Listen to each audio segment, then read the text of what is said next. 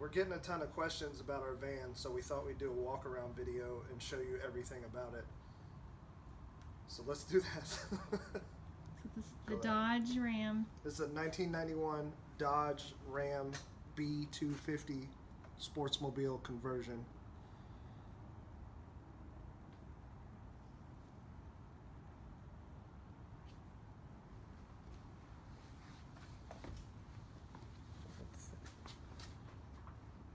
We just put on a brand new ARB awning. It's 8 foot long.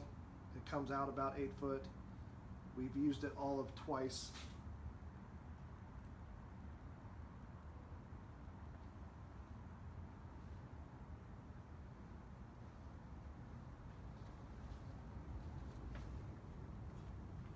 No major dents. No serious rust. There's one rust spot on it, and it's down here at the bottom of this door. It's very minor. I'm a stickler for rust, so I wouldn't have really bought it if it concerned me too much in the first place. On the inside of the door, it's a little worse, but it's not bad. It's an easy fix if you really cared that much.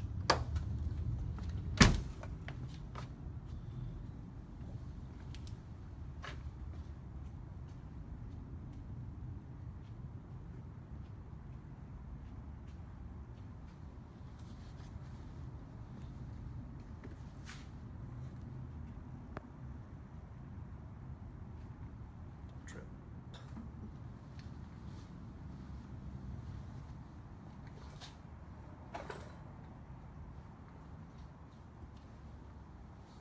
Full-size spare, has the ladder on the back. I just put this small receiver hitch on the back to haul our bike rack. It's not really rated to tow anything heavy, but it'll hold a bike rack real good.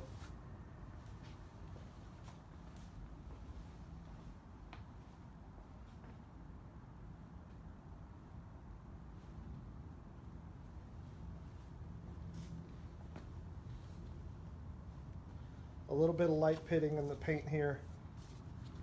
It's typical of Dodges. There's going to be some chipping on the hood as well. Other than that, the paint is really good.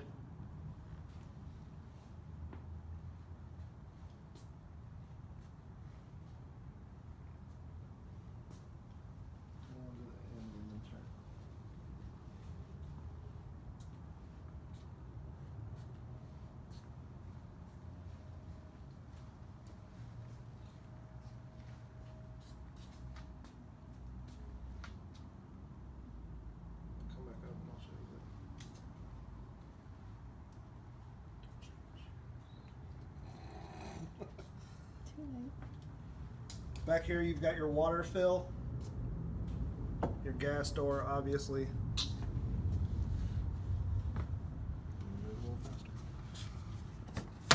Your shore power plug, your vent for the fridge, your propane tank, onboard propane, the vent for the furnace. There's some chips on the hood. I'm gonna open the hood. Typical of Dodges, nothing major.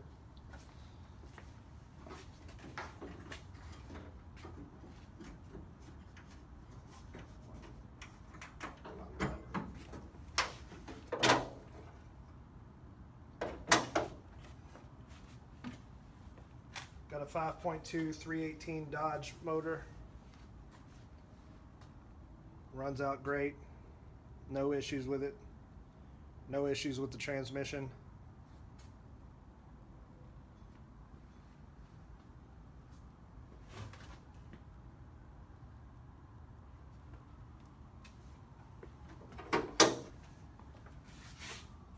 Four brand new tires on it, new shocks. Outdoor plug.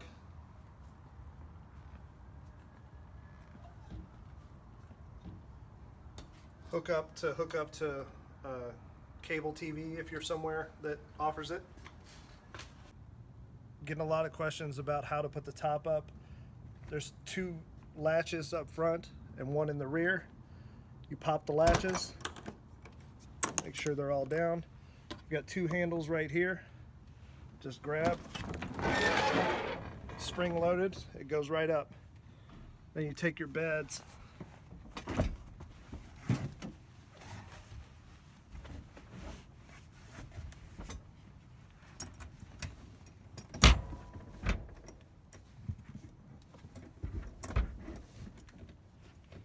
fold them up out of the way.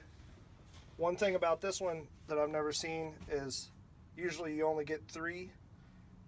Whoever ordered this must have been extra tall because they got a little extension for the bed. So it's just a little bonus.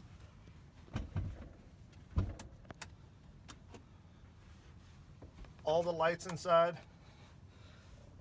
have been set up with LED bulbs, all brand new.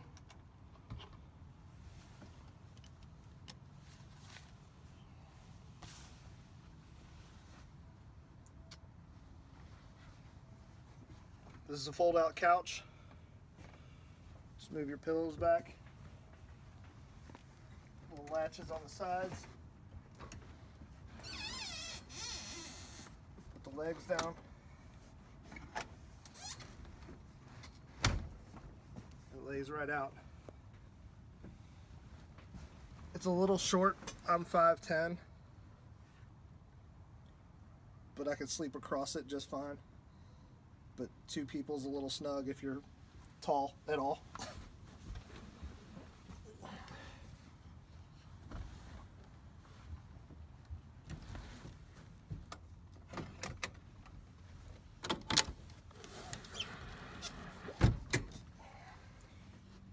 Easy to do, anybody can do it.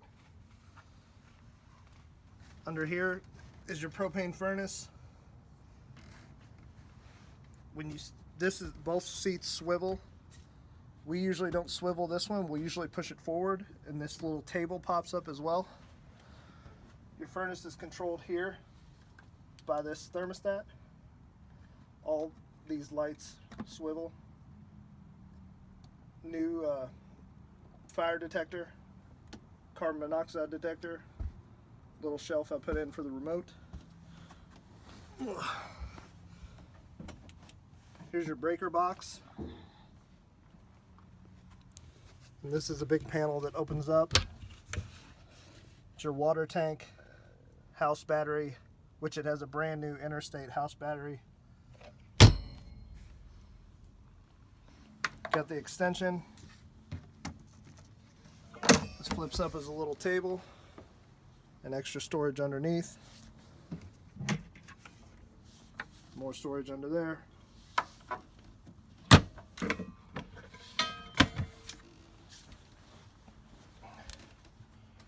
Here's your cooktop, 2-burner, propane, works great.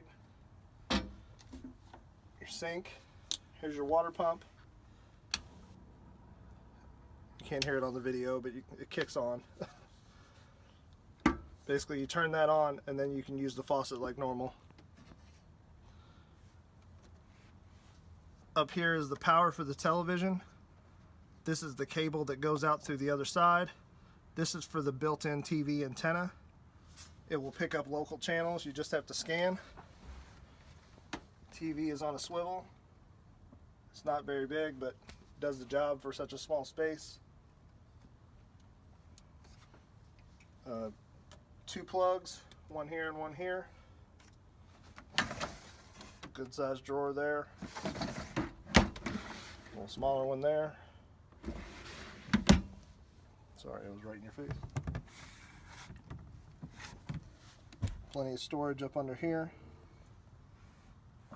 Now here's where we keep the curtains. All these curtains up here, they're all on tracks all around the doors. They shut and they snap together. This is a curtain for across the front window. It snaps in up above, covers that whole area. And then there's a second curtain in here that goes from here across as a divider. This bottom box is to keep a portable toilet if that's your thing. So I think that was meant to be a bathroom divider, but in such a small space, it doesn't really matter.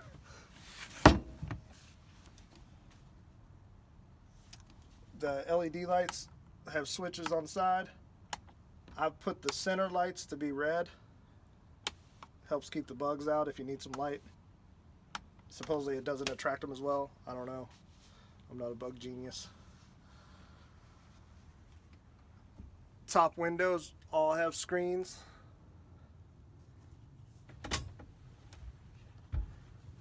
And all have roll down shades.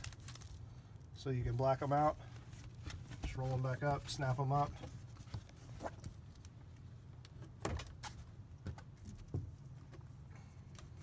Canvas is in perfect condition. No issues with it at all. All the screens are good, no holes.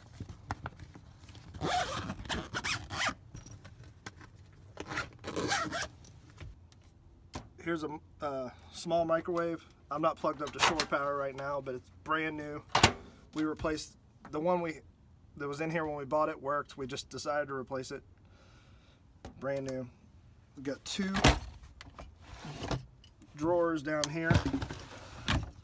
Pretty good size. Somewhat difficult to open, but that's probably good because they won't come open on you on the highway. Little lock on the fridge. It's a 2-way fridge. Works great. And 2-way means it'll either work off the battery on its own or off the shore power when you're plugged in. This cabinet locks. This is a pantry for canned goods and food and whatnot.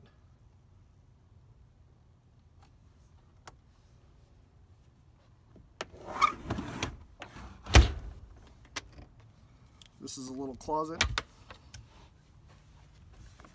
And I added little battery powered motion lights at the top of this one and the one behind me just to give a little extra light. There's a panel down here that you can pick up. I've got the jack down there. It's just a little extra space.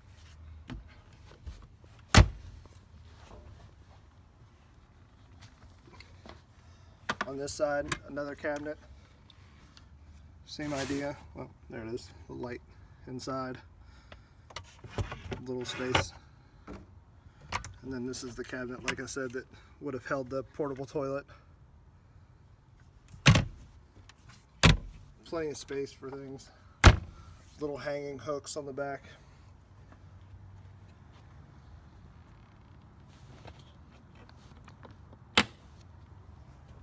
Watch your head. Back here is the table. It's a good little size. The post is under the sink. You just put the post in. There's a spot in the center of the floor there. The carpet comes up. Put your post in, put your table on, sit there and eat.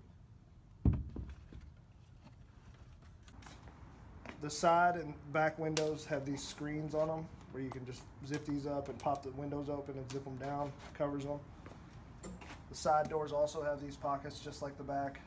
You've got your, keep a water hose and your shore power plug and all that back in there. The side ones, I don't have anything in them just because they're extra storage space. A lot of people ask how you put the top bed up that have never dealt with one of these. Once again, same as taking it down. Fold them down from storage.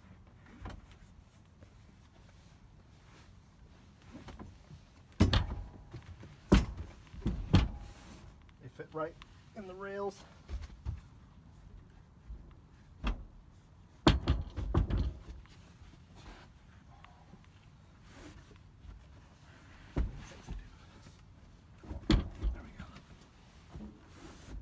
Push them together. And then you've got this whole sleeping space.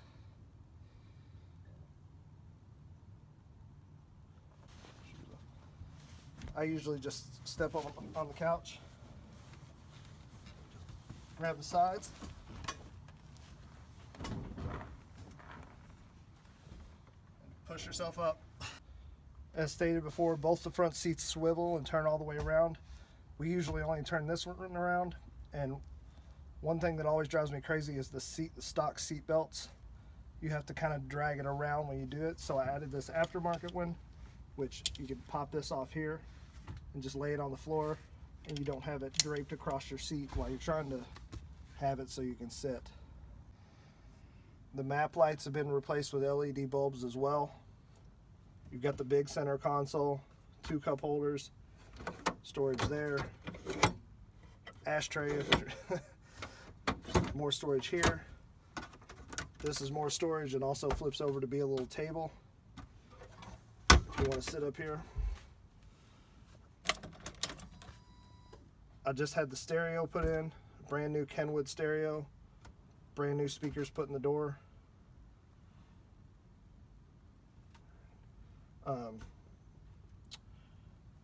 Brand new Garmin GPS, just added it.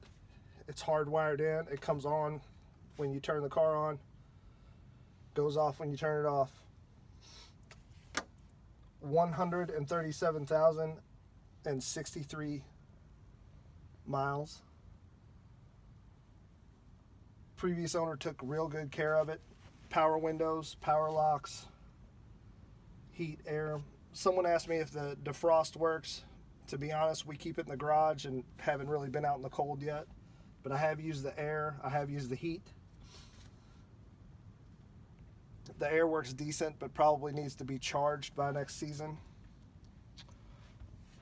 Most Sportsmobiles came with a pocket here, and you can see where this one used to have one.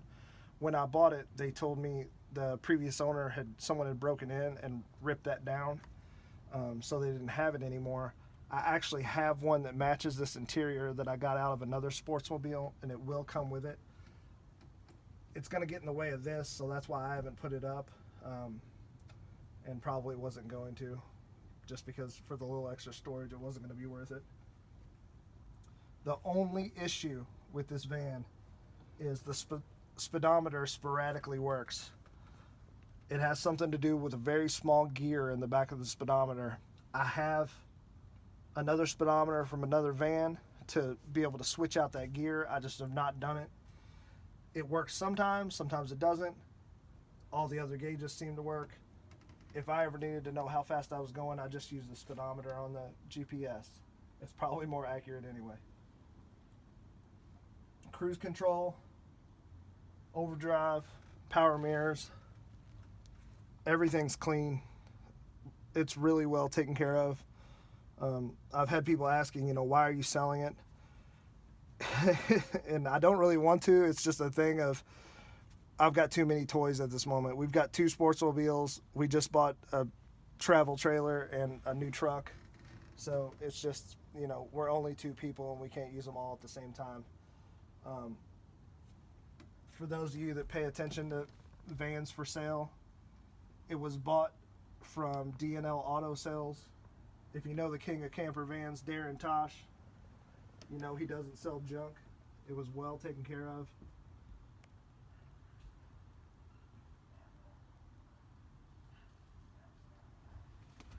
I think that's about it.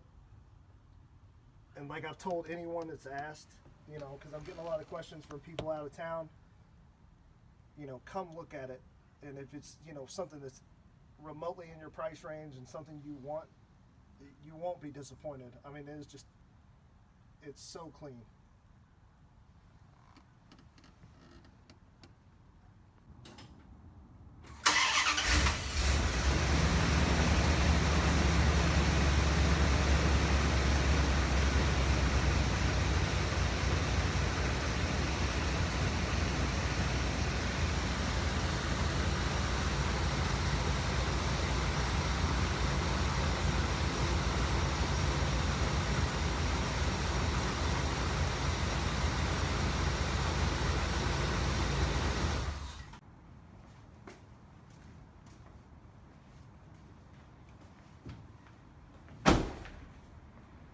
All the doors shut tight.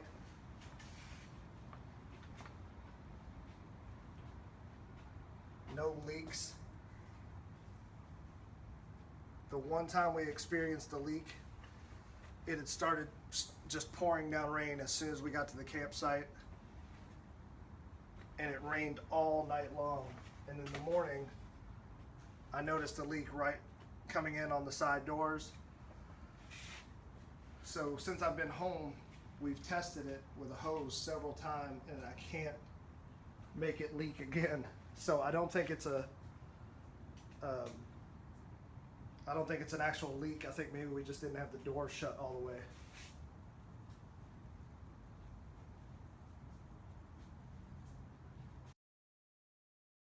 If you're interested in taking a look or have any other questions, please contact me at victoryanthems@gmail.com. We are located in Louisville, Kentucky, and our asking price is $15,500.